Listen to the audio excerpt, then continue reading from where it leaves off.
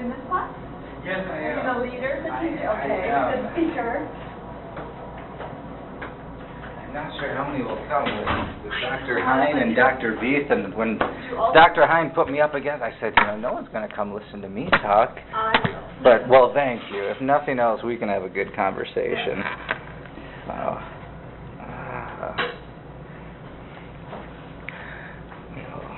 Because I'm presenting tomorrow, and I'm like, okay, if I print out copies. Yeah, that's what they told me, and I don't have anything completely written out yet. I figured I'd wait and see if anyone showed up for one thing. And then if anyone did, I could get email addresses and send stuff out rather than print out however many copies and everything like that. And since I'm from Boulder, saving trees is a very important thing for us. So where are you from? Well, now I live in St. Louis. Okay. But I used to live in Washington State, where trees are very big. Ah, right.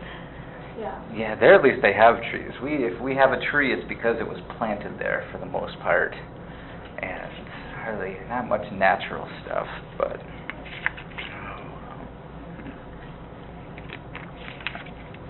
what do you do in St. Louis?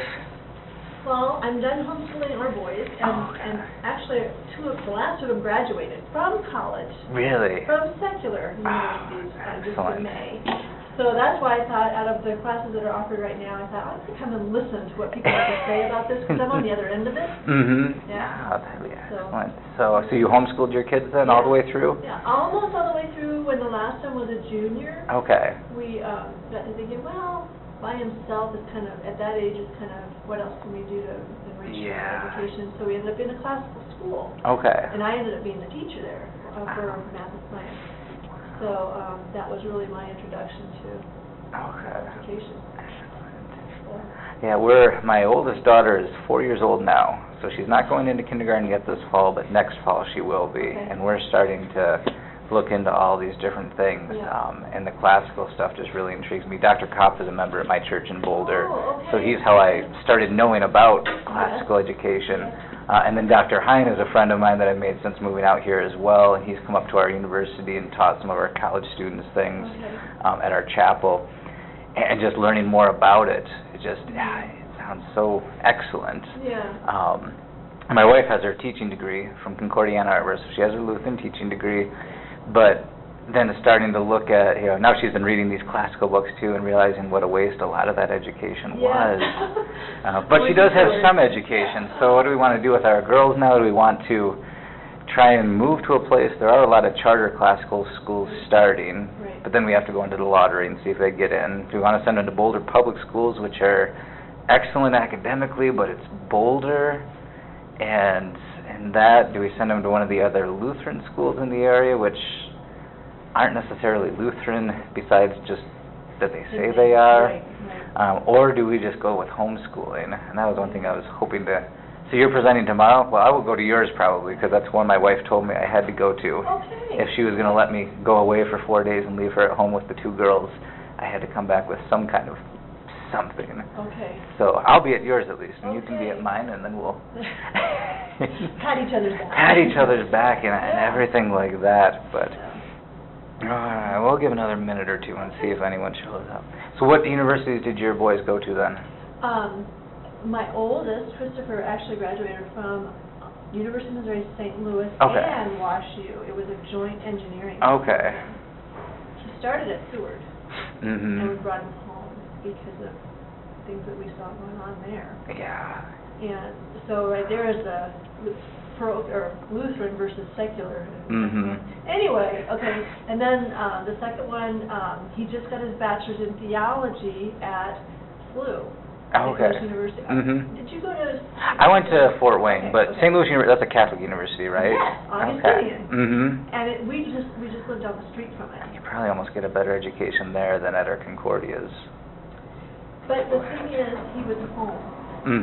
I mean, we just lived down the street from SLU, so our boys all could be at home when they went to college, and that was a big part of helping secular be good. And then our third one went to Maryville. Maryville University, right there in St. Louis, and got a music therapy degree. So we did secular universities. I'm always, unless it's a solid, good Lutheran school. I have a lot of students that come through our chapel, and they come through our chapel and they're thinking about going to the seminary, but they think, well, I had to have gone to a Concordia. If I come out of University of Colorado, I'll be so far behind. And I want to tell them, you're almost going to be better off, because you're not going to have learned, and it's not that our Concordias are awful. There are many good teachers. My religious faculty at Ann Arbor was great, but the life on campus wasn't always, and even the chapel life wasn't that great. And so I'm glad I went there. I met my wife there. I'd never change going there. But $25,000 a year to get a semi-Lutheran education and almost get screwed up in a lot of things is a lot of money. So your name is? Karen Rowland. Karen Rowland. Okay. And you are? Phyllis Say. Okay. And why did you choose to come to this? Oh, we got a few more coming. That's wonderful. I'll ask you that in a minute then. Welcome. Thank you for coming and listening to me.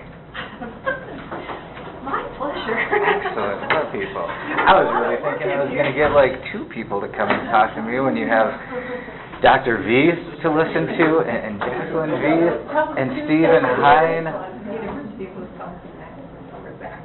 Oh. Secular too. That would be. That's almost as bad as CU, and it might even be as bad as CU. Well, to give you a quick introduction of who I am, my name is Daniel Burhop. I'm the pastor at University Lutheran Chapel in Boulder, Colorado. Dr. Kopp is one of our only members that's not a student.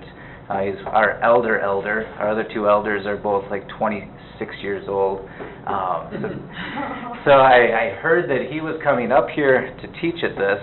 And then Dr. Hine is another friend of mine from Colorado Springs. We go to a study group together in Denver, and I've gotten to know him. And I told him I wanted to come up, so he said, well, I would have to present then on this topic. I said, okay, if you think people will listen to me. Because I'm not all that, I'm just learning about the classical education system.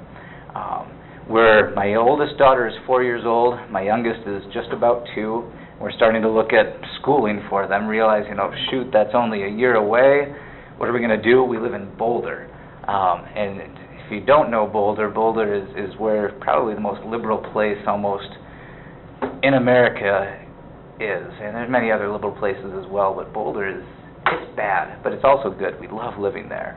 I've been the campus pastor there for 4 years now. I was called there right out of the seminary in Fort Wayne. Dr. Kopp I've known for about 2 years, maybe a little bit more than that now, and just learning about the classical system and reading books on it. Since I was presenting here, I said, well, you have to tell me what books to read so I can at least speak the language or the grammar, now I've got that down, of classical schooling. And looking at it, it just makes so much sense, especially for the things that our students go through at the university there. I look back and think if they had a classical schooling, they wouldn't have near as many difficult problems that they deal with, or they'd know how to deal with these things. And they do need to go to places like this. And we'll get to that at the end of why in the world would you even send your kid to a secular school. It doesn't sound like that great of an idea, but I think it's needed for our future. Plus, I want them to come to my church. So I always struggle with that. Parents will say, my student's thinking of going to the University of Colorado. Is that okay? And I always want to say, well, I don't know. Is your student prepared for it? Will they be able to handle it, or is it something that's going to completely tear them away? So what can you do, and this is what Dr. Hine asked me to talk about, is what your children actually need to survive a secular university. And this is a picture of our campus. Our church is actually right here. The university stadium is right there. So how we stay afloat a lot is selling football parking. That helps fund our ministry. It's primarily just college students, but we are our own congregation. So I've been there for 4 years now, and we've had a complete turnover. That's the wonderful thing of campus ministry, is now I'm the person that's been there the longest. After 4 years, everybody's gone just about. But we're right here, right in the middle. Campus kind of goes down here and over here. So we're right as close as you can get to the heart of campus without being on campus, which is a wonderful place to be. But there's a lot of weird, bad stuff that happens there. A lot of good stuff, too. They do have good profs like Dr. Kopp. But as Dr. Hine said, he's kind of the token conservative, token Christian. The one Christian kind of view, every once in a while they'll sponsor a lecture. The university will. The first year I was there was the Christian on campus, the topic was why you have no need to fear God, or fear hell, because God is love. So, the Christian view was everybody's going to go to heaven anyways, God is love, so don't worry about it, which isn't the Christian view at all. But before I talk too much, I would like to know why you're here, what you're looking to get out of here. I talked a little bit to you already, just so I can kind of speak to that. And I'd also, since you all have probably a more firmer background in the classical system than I do, what I want to tell you is the problems, and if you can help me with kind of the solutions to those or different things, that would be helpful for me. What I want to kind of do is learn more, so when we're doing our Bible studies on campus, we could even form it more this way and really give our kids a good, firm grasp of things before they encounter a place like this. So you said you had 3 kids that just graduated all from the secular universities. We homeschooled, and then they all stayed in St. Louis and went to different universities in St. Louis. They're done, and they're all strong. Their faith is strong. That's what we wanted. Wonderful. And then in the back. Oh, my 2 were already out of, secular universities as well. My daughter probably would have gone to a concordian school, but the nursing program was much better at Wyoming. Mm-hmm. My son had a football and track scholarship to Seward, but it was $8,000 a year cheaper with the scholarship at Dickinson State, so he went there. Okay, so your daughter went to Wyoming? She went to Wyoming. Is that when Pastor Zill was there still then? Yes. Okay, he's one of my best friends now. She never hit it off with him, but every time I was there, we'd end up talking, because he played small school basketball, and I'm a coach for years, and so we always hit it off. My son got along with him better than my daughter did. He didn't go to the university. Oh. Yeah, but anyway, I like to hear, mm-hmm. Especially at CU, at the People's Republic of Colorado, what's going on down there. Yes, we like to separate ourselves from everything. They have green space all around Boulder where there's no building allowed because we never want to be a suburb of Denver. So things that happen in Boulder all the time make the news, and that happens every Friday night in Laramie, and nobody pays attention. Mm-hmm. Somebody gets popped in the mouth, that's his life. Oh, yeah, no, in Boulder, it makes national news. It does. It's an amazing place that way. And you? I just have 3 children, and one just graduated from Concordia, Wisconsin, and one's going off to university in Nashville, and the other's still in high school and looking at a secular youth. Okay, wonderful. Hope I can give you at least a perspective on what they're going to face. Yes? I'm a Concordia grad, but I'm going back to school and working, and I did this one year. I took a leave of absence and sent to UW, and it is, is my grade, or, is that, do you want me to expand on that comment, or do you want me to shut up? I would like to A or B out of this class. I don't want to have an automatic F. Oh. But how do I work around that? And I'm heading back again. So. Okay, excellent. And you?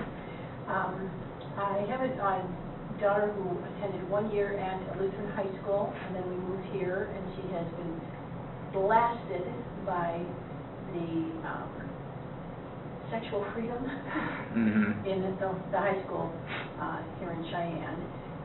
She's still struggling, and she will probably go to secular. She'll probably go to Wyoming. So I'm looking at that, and also as far as in my school position, we are just branching out into 7th and 8th grade in our school, and I think the same kind of philosophy is going to be helpful in trying to explain to our parents why they need this foundation before they go off to the public high school. Yeah, more and more in the 4 years I've been at Boulder and at ULC there, I realize more and more it's not really about what we do at the church, about whether people come. It's the background the students have coming in. If they have a firm faith coming in, if they know what it is to be a Lutheran, if they know what Word and Sacrament is, then they don't even care really how we worship. They do care, but they come because that's where the Word is taught, and it's truth and purity, where the sacraments are administered, and they know they need the Lord's Supper, and they need to be fed by that. We have one girl who's an evolutionary biology major. So an evolutionary biology major at the University of Colorado. She went to a Lutheran school her whole life, so this is also her first experience with a secular university. Came out here because of the ROTC program. She's one of our strongest attenders because she says, if I don't have this every week, I worry about falling away. But she believes in a 6-day, 24-hour-a-day creation one of the only Christians in the program, and she views herself as, we need Christians in these programs so we can refute what's going on. But then how do I deal with, answering questions on a test and things like that? So yeah, I'll get a little bit into that, hopefully. And if you have questions throughout, just let me know. And with that, we can move on here. One thing, have any of you read, there was an article that came out a few years ago by Al Mohler. He's the president of the Southern Baptist Seminary, and he was talking about higher education and talked about the adversary culture. If you haven't, then this maybe will even shock you a little bit. That's a picture of our CU's own Ward Churchill, if you followed any of that fun stuff. That happened before I got to Boulder, so I didn't have to deal with it at all. But he was the one that called all the victims of 9/11 little Eichmanns, and they deserved to be killed and all this kind of stuff, and kind of got kicked out for plagiarism, but just very adversary towards a lot of things.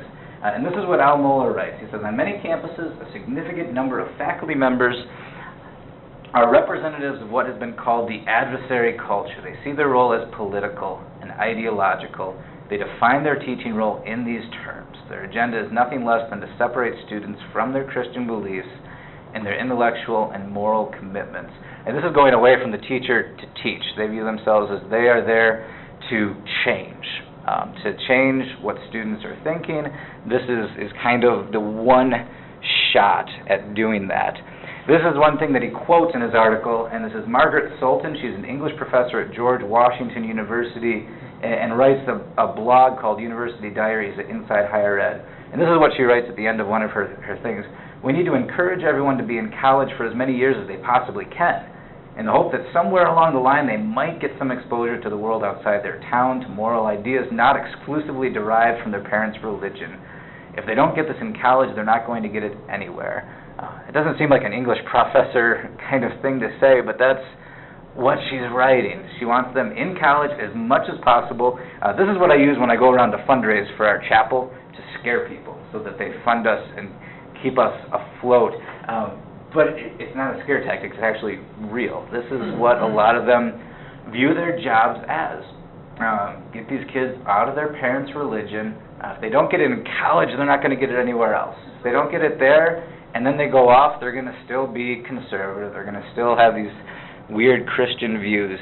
My master's degree is from George Washington University, so that is kind of the consensus of the university, but I really don't have a problem with that, since most atheists are 19 years old. They really are. Those are the formative years.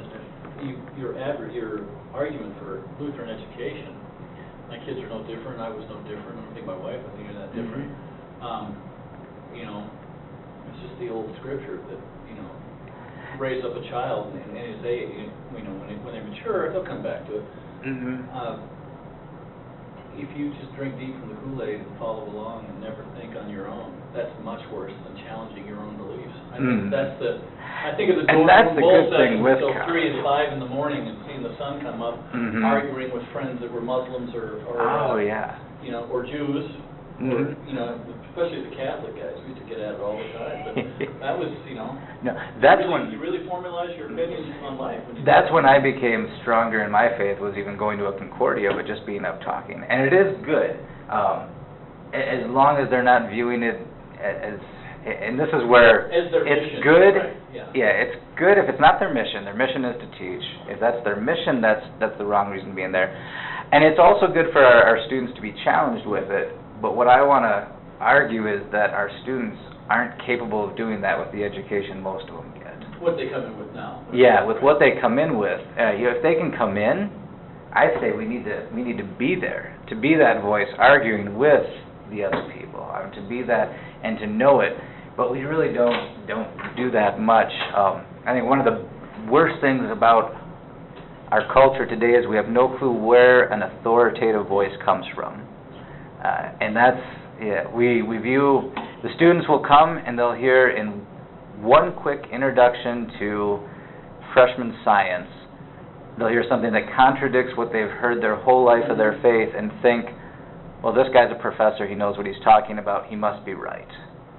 I think it's important that, yes, our children be exposed to this, but also walking into it with their eyes open and saying, okay, this is their philosophy. They may not be blatant about it. Because I'm in a discipline that shouldn't have anything to do with, you know, biology or whatever, but every class I was in, evolution was purported, and that's what they're coming at. We need to understand it. Yeah, we need to respect the teacher for their knowledge, but be able to discern what is knowledge and what is their religion. And what they can speak authoritatively on. Yeah, if they're an engineering professor and yet they're talking about moral values, but a lot of times we just view that as, hey, they've got the books, they've got the high degree, and we also, you can't be too against it either, and this is what I try and talk about there. You have to understand your vocation as a student isn't to be critiquing your professor all the time and standing up in class and yelling at him. Your vocation as a student is to learn. Maybe outside of class, when you're talking with your friends about it, you can speak, but you know, so how do you go about actually keeping your vocation and doing all these things? I think there's a lot the Bible can tell us about this. This is the one really scary quote, and this is from I can't remember who it was. He found this in another article or something. This is Al Mohler quoting somebody who was speaking on some blog, and said the children of red states will seek a higher education. He's talking about how the red states are outbreeding the blue states, and that's bad for us, but he's saying, no, we don't need to worry about that because we'll change them all. And this isn't to say Republicans are better than Democrats or anything like that. I don't like speaking politically too much, but this is their view.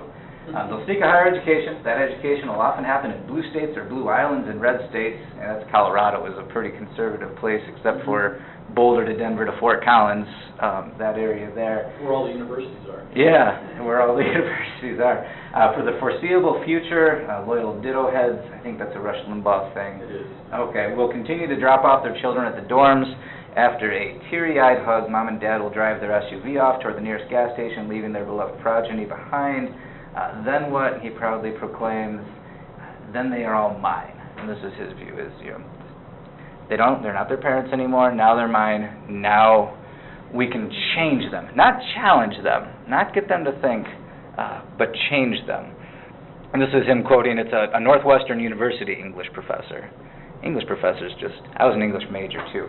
I don't know how we think we can talk about everything, because we've read everything. As long as you're a literature professor, Yes, as long as... writing, there's too much work to be done, as long as you're literature. That's true, yeah. I didn't realize when I got my English degree that I was going to have to write and stuff. I thought I was just going to be able to read and talk, and I thought, you know, the nice thing about that is these people that I'm reading aren't alive to debate me, so I can say whatever I want to and get an A. But that didn't work.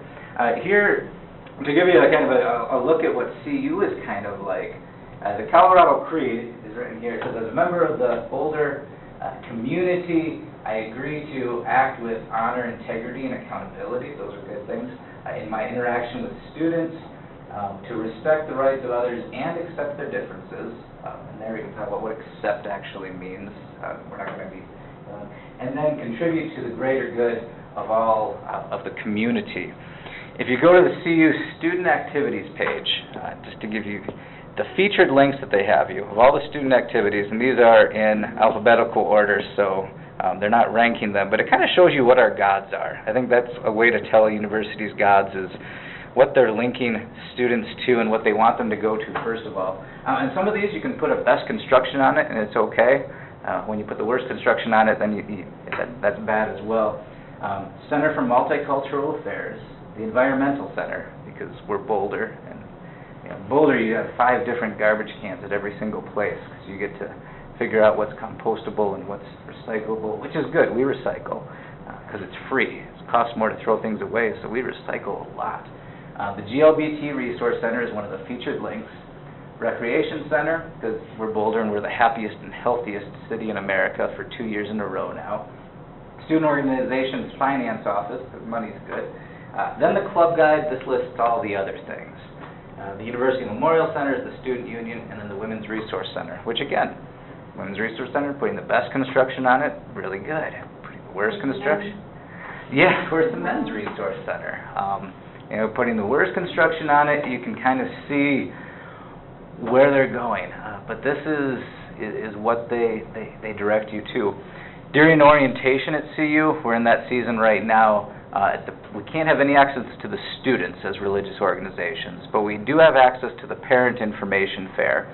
but all the religious groups are underneath one table, and I'm in charge of it somehow. I don't know how the Lutheran that doesn't talk nice to anybody gets in charge of it, but we have to, so we're at the table, and if people come up to it and say, we're looking for this organization, we give them whatever it is. If they say they're Lutheran, then I can say, I'm the Lutheran pastor and talk to them. But all the religious organizations all over the place get one table. The GLBT Resource Center, one huge table for them. All these things, you can kind of see they want to help the religious organizations a little bit, and some of the people in the higher-ups are very friendly towards us. But they don't view that as contradicting a lot of these other things either. So these are what they're sending students to and want them to be involved in, which again, putting the best construction on it isn't bad, but you're sending your kids away and they don't, it's really easy to get influenced by all these things. Living in Boulder for 4 years, I think I've been influenced by a lot of these things, maybe in a good way. But we eat organic almost everything now. Because just for fun, you should follow one of the garbage trucks in Boulder, because in Denver they do the same thing. And one day my wife was visiting her sister, and I was a little bored, so I was going to show, and she was diligent. She even washed her cans in a dishwasher, which I told her was ruining the environment. But anyway, she washed the tin cans, put them all here, and I said they throw it all in the same place in the dump. So I followed the truck.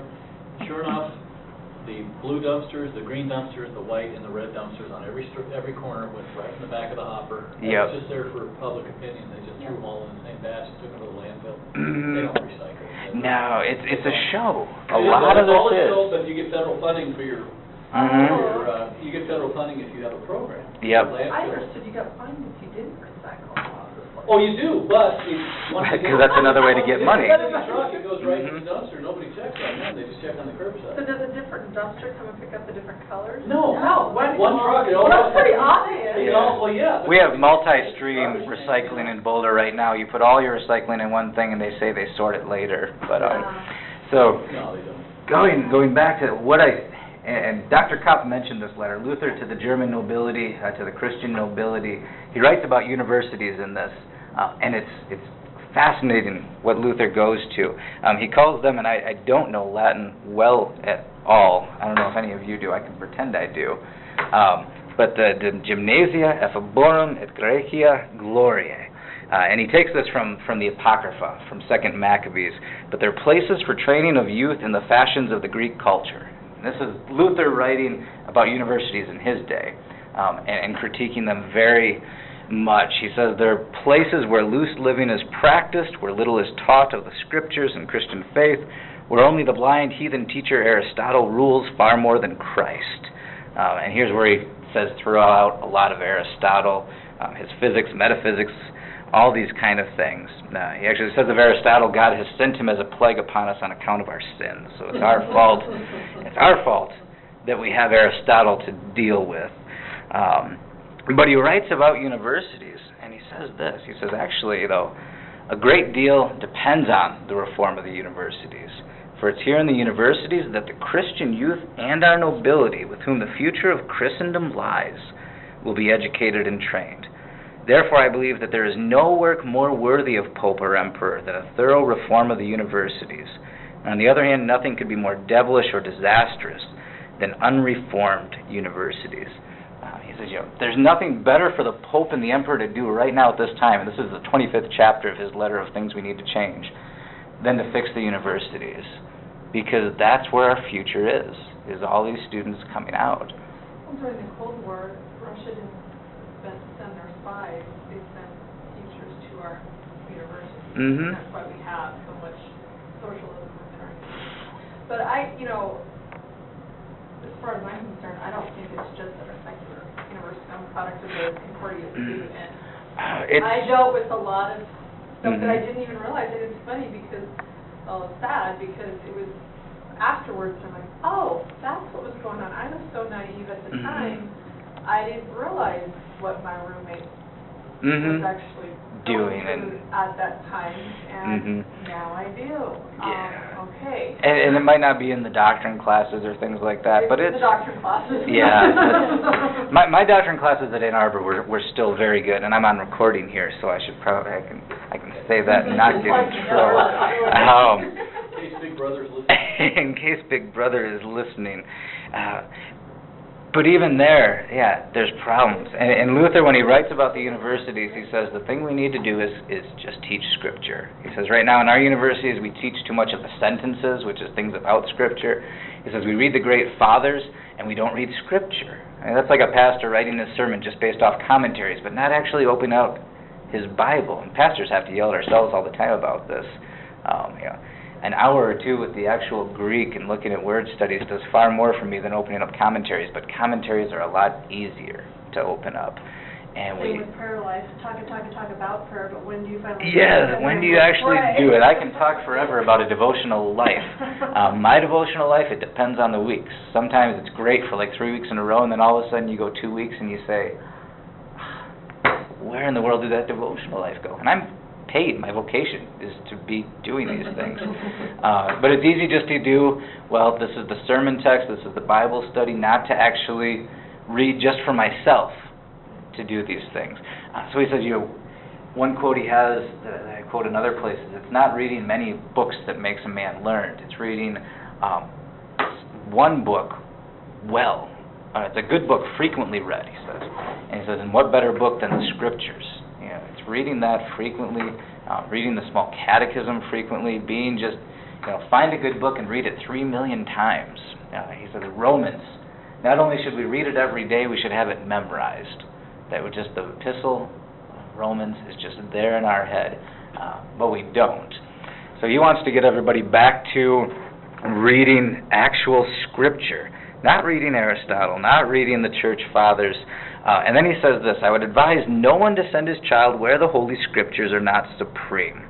Every institution that does not unceasingly pursue the study of God's Word becomes corrupted. This is what I would say about the Concordias. They are Lutheran, and Scriptures are there, but are they supreme?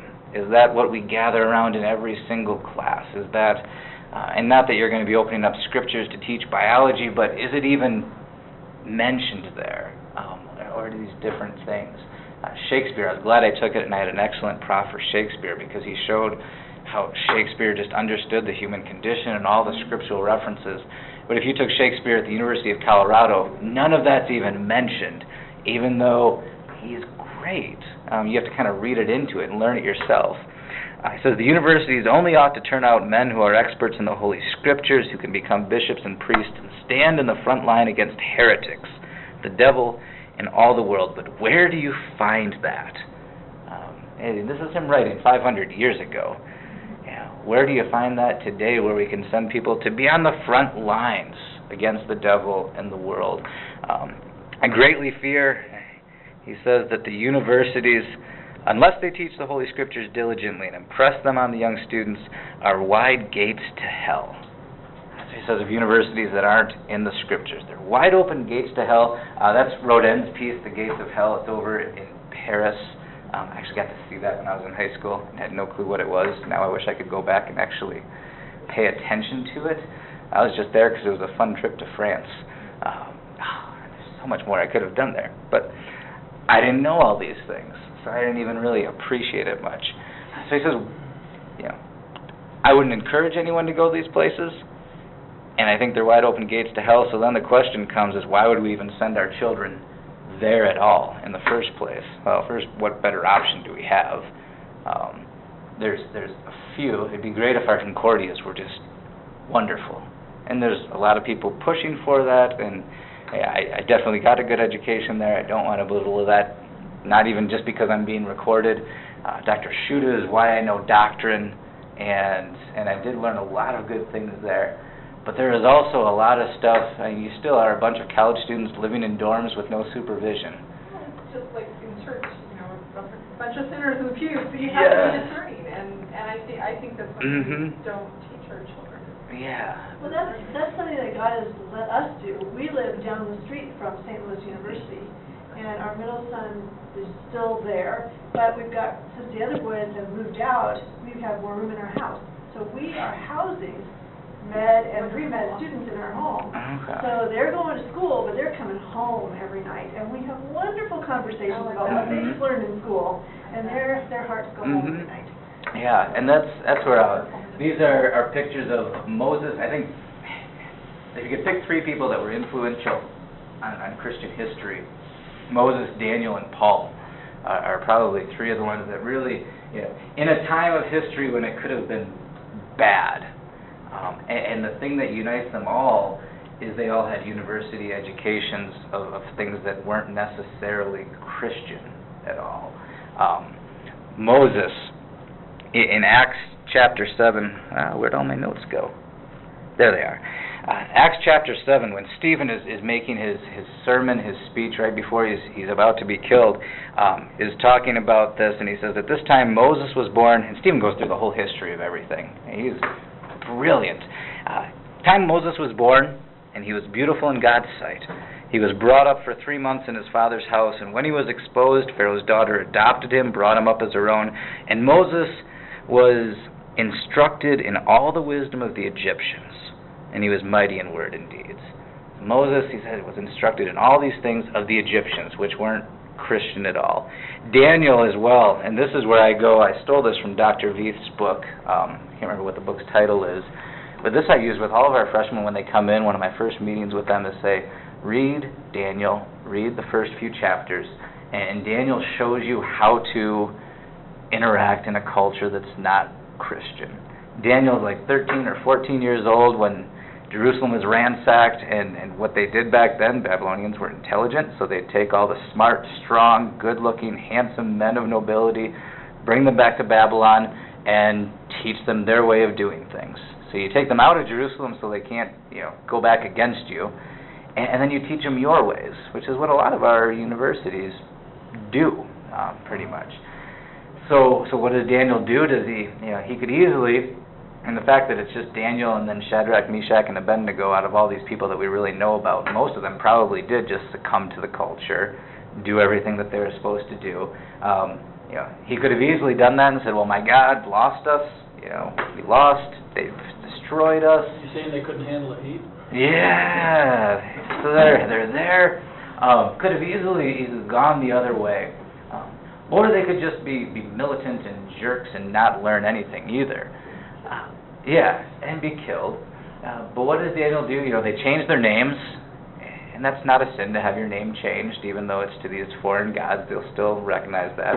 They have to go to these classes, and Babylon was a smart university, and that's where I believe they figured, that's where like the 60 seconds in a minute and 60 minutes in an hour and that's stuff. That's because the numerical system was based on 6. Yeah. 6, 36, 216. Mm-hmm. That's why they came up with it. So, that comes from Babylon. All this wonderful stuff comes from Babylon, and Daniel learns it. He goes there and learns, and in 3 years, at the end of it, when the king tests them all, what does he find? He finds Daniel and his 3 friends not just at the top of their class, but better than all the other people in the whole kingdom, and smarter than that. But when it comes time to actually sit, and this is a silly sin in our view, when it comes time to actually just eat food from the king's table, and the king views it as a good thing. He's being helpful to these kids. He's giving them good food. He's teaching them, you don't have to eat that kosher diet. There's good things like pig that you can eat, and it's delicious. And the king views that not as a bad thing, but they say, no, we can't do that, because that is going strictly against a command of God. So what do? Do they just say, no, we're not going to eat that, we're going to be jerks? No, they figure out a way to go and say, well, test us. For a week, let's just eat this. Then it won't affect our diets, it'll still be in accordance with God's Word, and then see how it is, and they trusted God to get them through that. And this is where you can't say every single specific situation that a student will go into, but if you're taking a class, and we've had students that have done this, where the prof wants you to watch pornography, because you're studying American something or what else, and you view that as, no, that's a sin, that's going to cause me to sin, well, then you need to come up with a better thing, and you need to go to them and say, well, I can't do that. Don't just say, I can't do that, I'm going to refuse to do the assignment, though. Find something else that will still accomplish the purpose of what the prof wants out of it, and do that. And I think Daniel is a great example of that. But what makes Daniel unique is he actually has he knew that was a sin, to eat this kind of stuff. He knew these things. So he was grounded in something. And then Paul as well schooled by Gamaliel, educated at the feet of him according to the strict manner of the law of our fathers, being zealous for God as you are this day, he says in Acts chapter 22 when he's before the people in Jerusalem. All three of these at a critical time, God uses them, and he uses their knowledge of these other things, knowledge of things that aren't just, Scripture and the Word of God. And this is why I think we need to send our kids to these places. This is why Angela needs to stay at the University of Colorado, get her degree in evolutionary biology, to be able to converse in that way, to talk with these people, and to be there. So it's important to send them there. Other examples, Luther, Augustine is another great example. If you know much about his history, he wasn't that great of a person for a long time. Horrible lifestyle. Went off to college, lived awful there, even though his mother, Monica, and she's the only mother we have as a saint day besides Mary, prayed for him, was a Christian, and he just did all these awful things. Ends up being a professor of rhetoric, and then does so much for the church throughout history after that as well. There's examples of these people that have really influenced, and this goes to Luther's quote that Dr. Kopf quoted, there's never been a great reformation or revelation of the Word of God that wasn't accompanied by people who are trained in the liberal arts, people who know these things. A quick aside, Monica I think is a great example. For those of you that are parents and sending your kids off to college, tell them you want them to go to church. At this table for the Parent Information Fair, the Catholics and the Jewish groups, their parents will hand over their names and everything. I don't know why those, probably because it's more of a cultural thing than a religious thing. But most Protestant parents will come up to the table and say, well, we're Methodist, but we don't want to influence, we want them to explore and figure it out themselves. And I always want to say, do you remember the fourth commandment? Your children are to honor you, so give them something to honor. Make it their fault they're breaking it, not yours. Now, don't hit them over the head. No, if you don't tell them, we've taken you to church every Sunday for the first 18 years of your life, and to the Lutheran church because we believe the Word and Sacrament there is correct. We really would love you to go to the Lutheran church on campus. But most parents, even the Lutheran ones I talk to, they don't want to influence their kids at all. They feel that that's going to get their kids to go away from the church. And well, if you hit them over the head with it and are constantly on their back and make them rebel against you, maybe. But give them something to honor. We do a bad enough job breaking the commandments against our vocations as it is to let somebody take that away from us. Keep sure that the parent is that first influence, if that parent abdicates that responsibility, then I, as a teacher, have power. But, if you can't say anything. No. Yes, the stage is a little bit different than when I teach up. But that parent has so much influence on that child, and if they abdicate that, they're opening it up for... No. I had one parent, because we have traditional worship style. We do use piano as well as organ, depending on the Sunday, depending on how many are there. In the summer, we use piano a lot because there's 7 or 8 of us and a big organ with 7 or 8 people singing.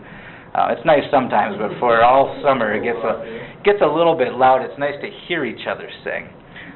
But I had one parent tell me that they told their kid it was okay not to go to church because we worship different than they do back home. And they could just go to church when they come home. And I said, why give them an excuse to go? They're going to have enough excuses anyways.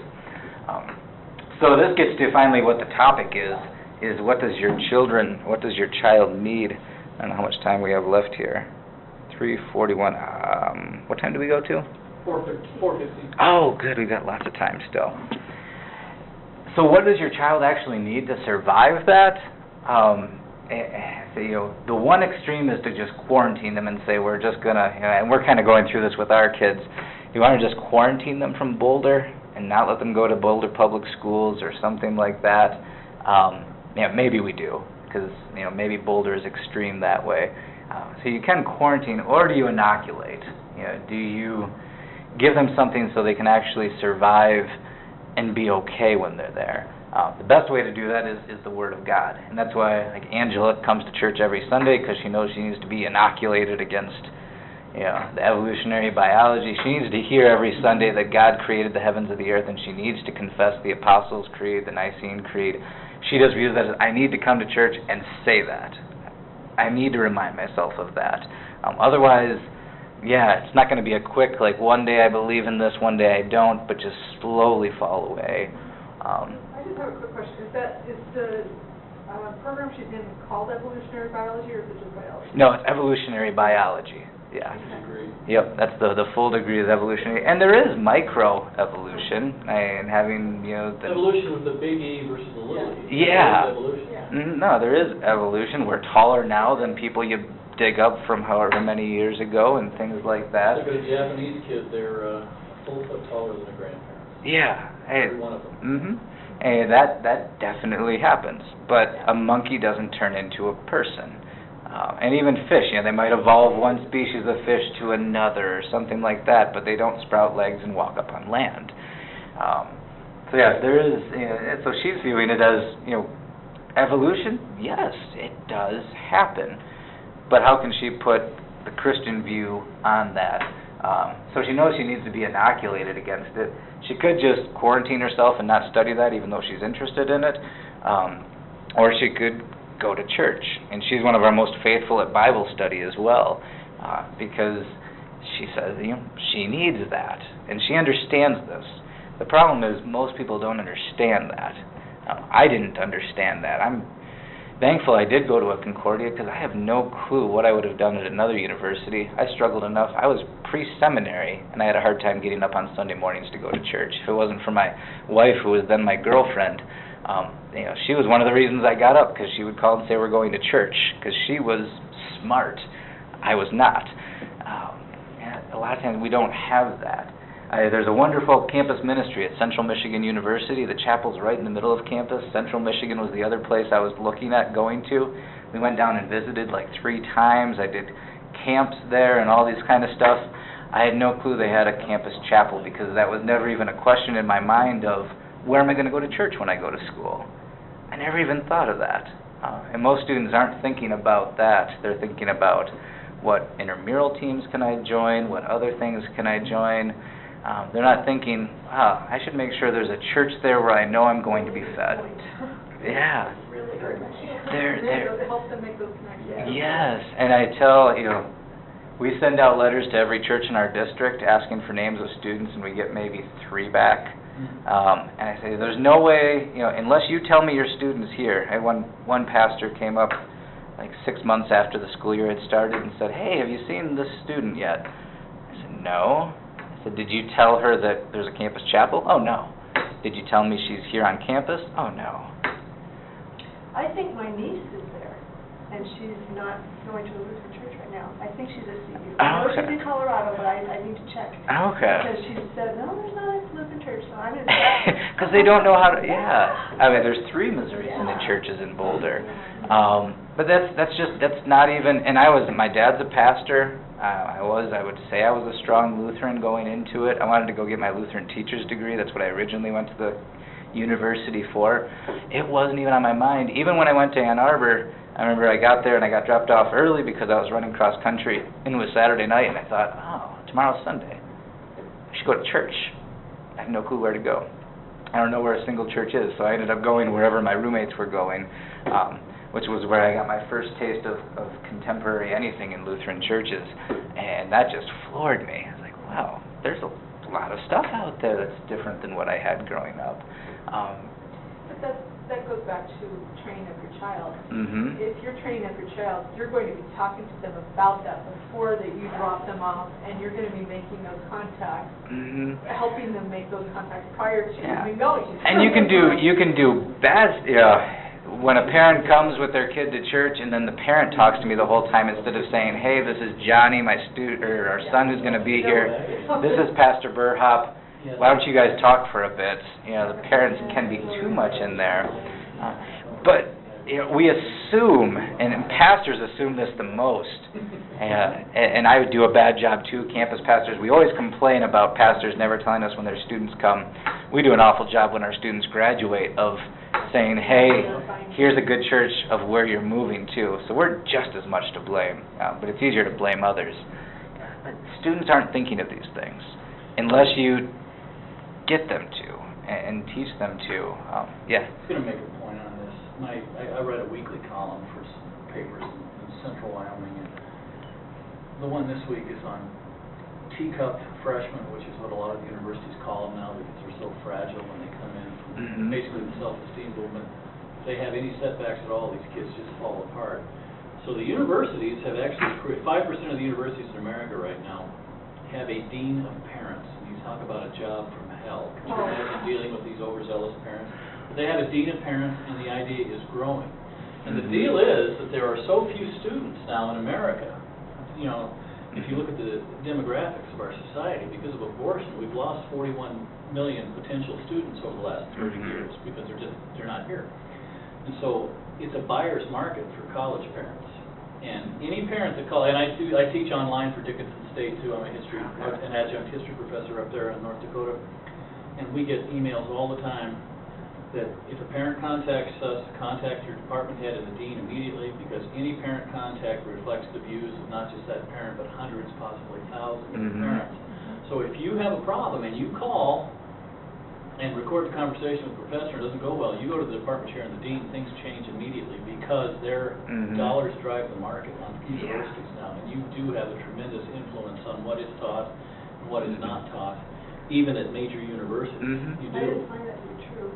When we found a problem with Seward, when our son was there, we went to the president, he just ignored us. He ignored you? Yep. But I just know we get hammered a lot. Parent contacts you, let us know right now. I think there's something kind of... That's because marketing is kicking in and realizing. Yeah, I think they're realizing.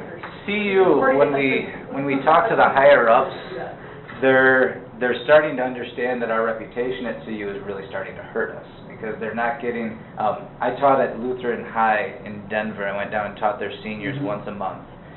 None of them, well, one out of 63 is going to go to the University of Colorado. The rest are going to CSU Pueblo or Seward or community colleges, and their reason they said was because of CU's reputation as a party school and liberal. It's a and that's it, every university is like that. But they don't know that. They have a monopoly on college here, and so they don't have to listen to anybody because they are universities. They are the only four-year degree. Yeah, so there are... Do you know that every year in Wyoming we graduate 7,200 kids, and of those 7,200, 4,600 go to college, and only 1,100 of those 4,600 go to Wyoming. The other 3,500 go out of state. Figuring out how to get scholarships. Well, yeah, because we have mutual reciprocity with all bordering states. And so the Evanston and Rock Springs kids go to Utah and Idaho. If you're in Riverton, you've got a long drive to go to North Dakota or Montana or South Dakota. But if you're in Gillette, they all go to South Dakota. It's funny because it feels like Sheridan all pretty much go to... Black Hills? No, they go to... Laramie? Really? But... So you want to inoculate them. The other thing is we never teach people how to think. This is my favorite scene in Beauty and the Beast. We watch a lot of Disney princesses around our house because they love that. But Gaston says, I'm afraid I've been thinking, and LeFou, the little guy, says, it's a dangerous pastime. And he says, I know. We don't want to teach people to think anymore. And thinking is a bad thing. And that's what students don't think through actions. They don't think ahead of time of what am I going to experience. A lot of the students we get, they say, we never even thought about examining, what the life was like here at the University of Colorado. Most of our faithful students are out of state because they had no clue what Colorado was like until they got there. Brochures, promotional literature, it's the videos, beautiful. the website are incredibly good. That's why they come to Colorado. No, it's absolutely beautiful, but we don't teach how to think critically about things. And this is where, going back to your statement about the first prof who said we want to, examine these things and get away from this stuff, that's good if they know how to think, and if they can do that. But, they it's cyclical as well, because when I went to the university, it was just after Vietnam ended, and it was pretty easy to get grades, because if you were a guy, it was, because even though the lottery changed the draft deferments, grade inflation was incredible. To keep kids out of Vietnam, you could not even go to class and get straight A's back in the day. Really? But it's cyclical. Those guys are all gone now, but a full generation takes place, and we're back to it once again because of grade inflation. And we've got the lowest GRE scores, SAT scores, and ACT scores in real comparison time in the history of the world, in American world. Yet we have the highest graduating GPAs in high school and the highest in colleges right now. Test scores are abysmal. The GPAs are higher than they've ever been because it is a buyer's market. Yeah. So nobody's going to flunk anybody unless they really, really need it, you know. And profs won't. Yeah, they need to just get people through times too. You know, a lot of profs. Some have that mentality of I'm here because I want to change these people. Some have the mentality of I'm here because it's a paycheck, I need to get tenure. Some have a mentality of they're just good professors that actually want to teach. Hearing Dr. Kopp talk, he said his students are amazed when he hands them back papers with actual comments on it. And they say, wow, we never get this. We usually just get a grade quick. He's like, but I want to teach you things. So they're thankful for that. My goodness, you answer every essay. Yeah, every essay with other stuff. because you might actually care about me and want to learn. But they don't want to teach how to think there. A lot of our schools don't want to teach how to think. And not doing that, that just makes it, when it is an antagonistic person that goes against the Christian worldview, we don't know how to debate it. We don't know how to talk about it. I mean, even at Concordia, if you did not come in as an LCMS student, you were targeted. I mean, I felt so bad for a lot of, because you're surrounded by LCMS, and it's like a cult almost, and how they dog those that aren't, you know, and the same thing happened in different ways. But apologetics and knowing how to... I know, I mean, there were so many times you'd have only one or two people on the floor who didn't come from this, you know, and it didn't happen on any of the floors that I ended up being on, but I heard from others, because, and I know, going back, I realized why it didn't happen on my floor, because there were a ton of non-LCMS on the floors that I was on, but those that had mostly LCMS, and how they, and I hear it too, I had a friend who sent her daughter out to a Worldview conference, and they were all Baptist, and same thing happened to her in the dorms. She was targeted because she was Lutheran.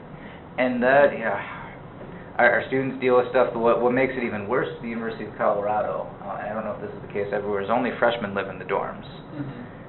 And I think that's starting to be more and more the case. Most places. Yeah, which is almost worse, because then they don't even have upperclassmen who made the mistakes of not studying, who made these mistakes to tell them. I was thankful to have upperclassmen that told me, you're staying up till 3 o'clock in the morning every time, that's not going to be good for you. Or that could say, Sheridan's doctrine class is difficult. You need to do the study questions or you're going to fail the first test and do bad. All these kind of things, that they don't have there. They don't have anybody that's been through it. They have the RAs, but they're there because it's free housing. We throw our kids into these things, and not only do the kids not think about it, the parents don't think about what they're sending their kids into, and it can be okay, it can be great, but it can also be bad. Thinking positively, if your student is well-trained and can do these things, they can have a wonderful impact. Exactly. That's why I'm kind of here. How can you not be defensive, not be antagonistic, but defend your faith? Because you're going to be targeted just by the way. They'll figure out that you're a Christian just by the way you answer certain questions, and they definitely target you. Yes, and then that gets into this Augustine. Wisdom and Eloquence. Have any of you read that book by Littlejohn, and I can't remember who the other co-author is? It's a wonderful book. It was the first one, I think, that Dr. Kopp told me to read, and it's on classical education, but it's on wisdom and eloquence, and they get the idea from Augustine, who talks about how not only do we have to be wise, but being eloquent is good as well. Knowing the grammar, but also being able to speak clearly on it to others. And he goes through this whole argument. Chapter 5 of it, of Book 4, he says, wisdom is by far more important than eloquence to the Christian teacher. It does no good if your pastor just tells wonderful stories but has no wisdom in the pulpit. If he's very dynamic but can't give you the gospel, well, that's worse than a pastor who isn't dynamic, who reads every word but gives you clear law and gospel. But we do a disservice to the Christian view when we say, it's just that and we can't learn how to be eloquent. And eloquent is the opposite of just attacking and being a jerk. It's how do I do this. I think the biggest thing is asking questions. That's what I tell my students mostly, and they're starting to do this. When someone says, why don't you sleep around? I said that to one of our grad student guys. He's 25, still a virgin, good-looking guy, and everything like that. And people are amazed. Why aren't you doing this? You're in college. You're not dating anybody. And instead of answering, he always asks them, well, why do you? And goes, and he's at a big change from instead now asking them questions of why do they do things, instead of just answering, but trying to engage them and get them to think. And that's the Socrates and the Socrates. Instead of just answering things, ask questions and get them to do that. But to be able to ask questions, and this is, reading the classical stuff just makes so much sense. That would be the next slide. You have to have the grammar first, you have to have the logic of it, and then you can be eloquent. We don't do that. What we do with Bible studies, and you go to the normal Lutheran high school Bible study, is let's read this passage, and how does this make you feel? What do you think about it? We want to go right to the rhetoric without teaching the grammar of justification, of incarnation, of these things that you need first off. We just want to open up a passage and say, what does it mean to you? How does this make you feel? That's just a step above how do you feel rather than what does this mean, Yeah. Then explain this process. And we want to jump right to the rhetoric, right to the eloquence without being ground firmly in something to start. And students today don't know what it is to have a debate or to discuss something because, by nature, people with the classical ed movement's largely conservative. Unfortunately, a lot of them watch Fox News. And get on Fox News is Fox News is awful. Let's drag a token liberal out, put him in the center of the room, and beat the crap out of him and scream him down so he can't say anything. And that's intelligent debate. We'll put on an idiot like Rush Limbaugh and listen to intelligent debate when he screams down somebody. Yeah. There's no debate. No. It's just, it's ridiculous. We're not taught, going Luther's Heidelberg Theses. There's none of that. What I want to start at CU, I want to get the Catholics and me and maybe the other one to start doing things together. So we'll be ecumenical. It'll be great and everything like that. But more in debates and not just attacking each other, but saying, okay, I'm going to come up with 10 theses and let's talk about these. I'll defend it. You refute it. And try and model that kind of thing. I don't know if it'll work or if anyone would go to it, but the universities is a great place to do that if you have people that can. I don't know if I'm eloquent enough to know it. And in the midst of it, make them switch sides. That's that teaches you to. Yeah. Oh no, you're on this viewpoint. Yeah. I think that's also a good thing to do as far as earlier you were talking about honoring parents. Well, we need to honor a parent and an authority figure too. And right now, the way our culture is like the minute I know a little bit about something, I'm a professional. Instead of growing up, learning the grammar, the logic, and then being able to speak about it, that's all of it, being subject to those who are more knowledgeable. We want to jump right into things. We want to get rid of the catechism. And Augustine does a great job in his book on Christian doctrine to then showing how the sacred writers actually unite eloquence with wisdom, and then gives examples, especially of Paul, and it's a beautiful passage where Paul is very eloquent, but says, but I'm not near as eloquent as you guys.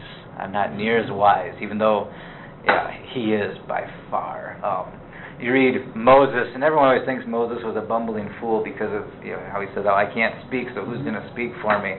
But then you look at what he wrote, and you look at his sermons in Deuteronomy, and look especially at Deuteronomy, I think it's 31, his song as they're getting ready, and it's eloquent. It's wonderful. And that's why he's called the most humble man in the world. Yes, because they know this stuff. But you wouldn't say that about Paul, would you? No. No, a little bit different. But you're right with discernment. You brought that up. It doesn't matter what network you're on. They'll have a professor from MIT in electromagnetism sitting next to some clown that believes in the Flat Earth Society, and on TV, they're intellectual equals. And your kids look at that and say, well, maybe he's got a point. Well, the guy's a bumbling idiot, but he's up there arguing back and forth. Or you got a Nazi supremacist up there with somebody from the Holocaust Museum, and they're equals on television. It doesn't matter if this guy's the most learned person on the planet. This guy's one step away from federal prison.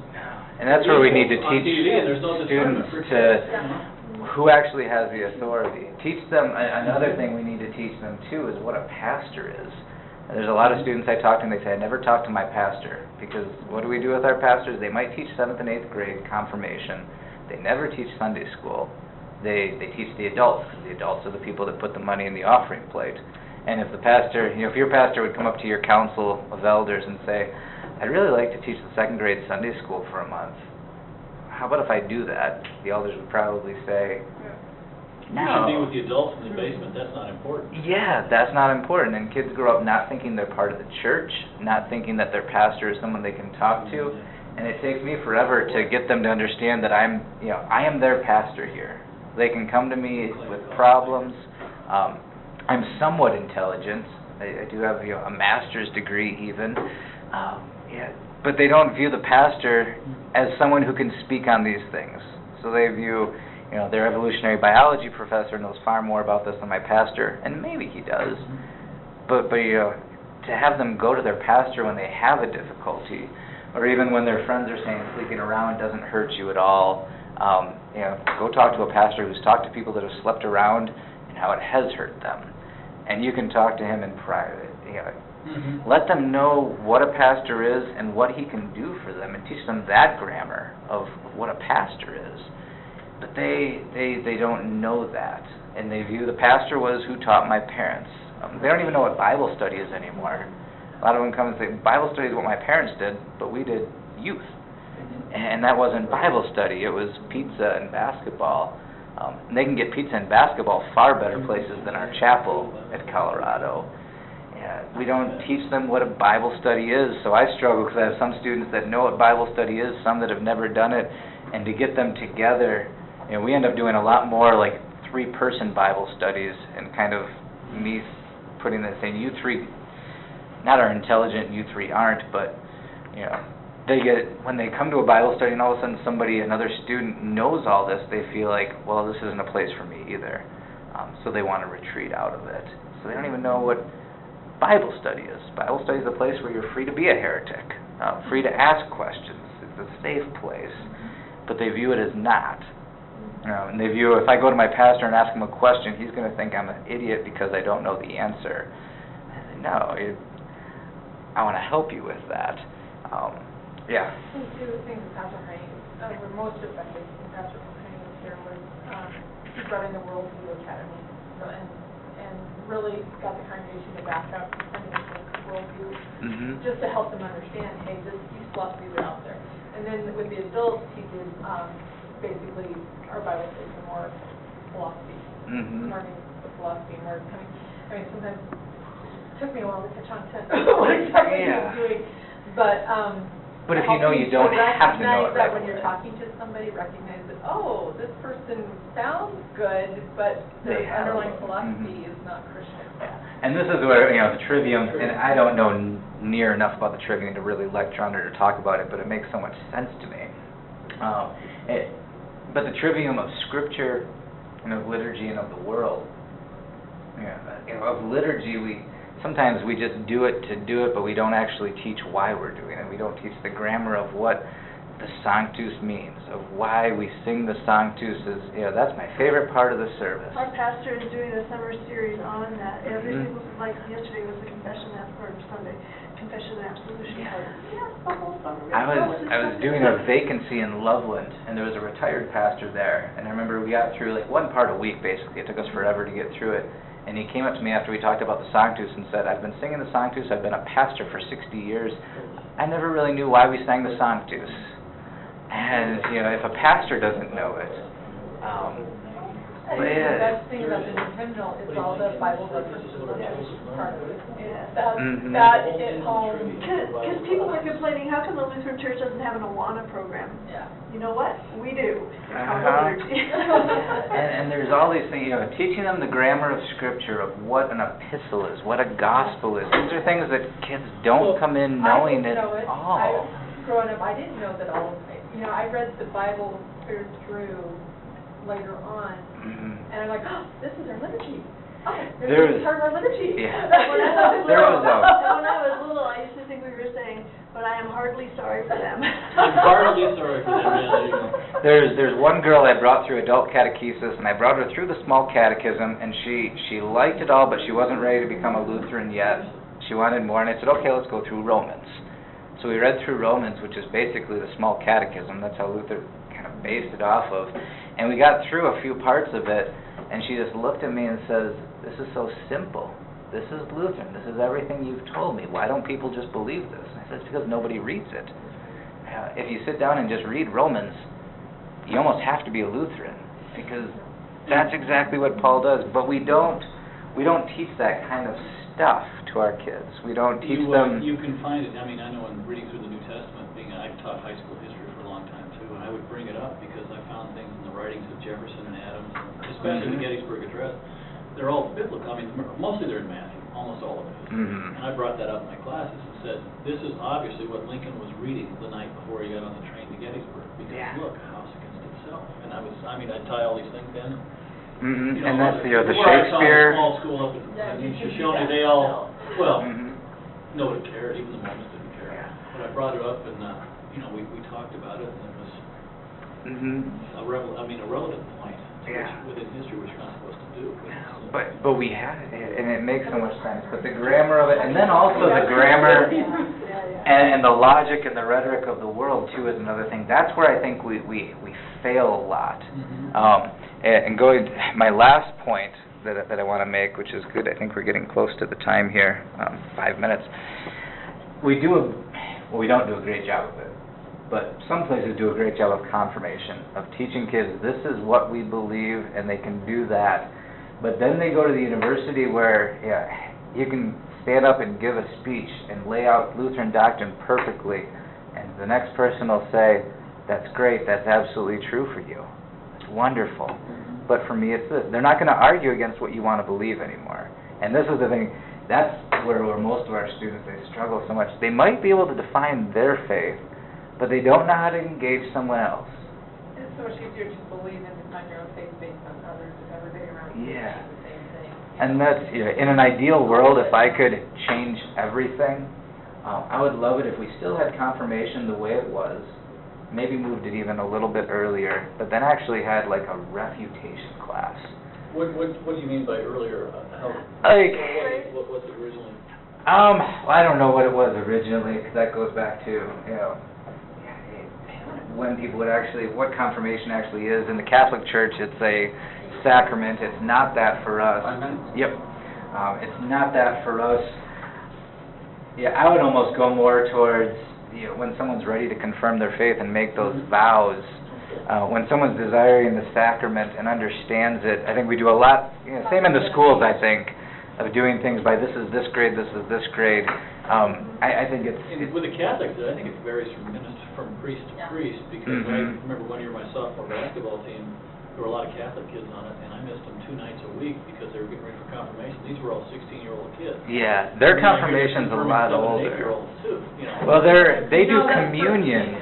Yeah, they'll do first communion 7th or 8th, and then confirmation they go through high I had a school. talk with the father. I said, now I know this is important, but could you move it up a little? I said, I'm missing 2 practices a week and I only get 4.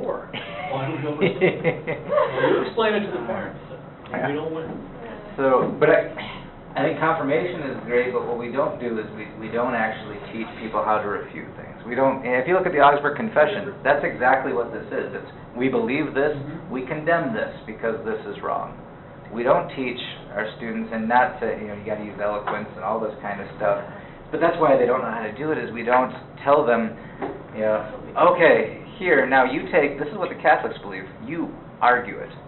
Take what the Catholics believe, you take what the Lutherans believe, and here's a friendly place to do it. Well, I watched Dr. Kopp do that, so did you guys, during the plenary session.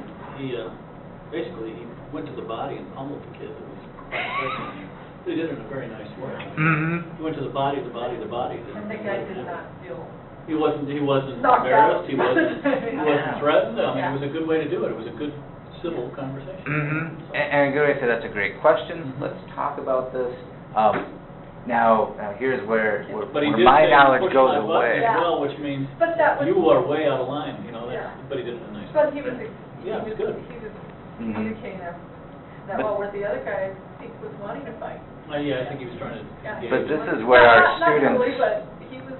going out, they don't know, and I have students in our class, in our Bible studies, that, they'll be firm of, well, this is what we believe as Lutherans, but it's okay that my Catholic girlfriend believes this, because, well, that's okay. Well, where's this relationship going? And this kind of stuff, or it's okay that my friend does this.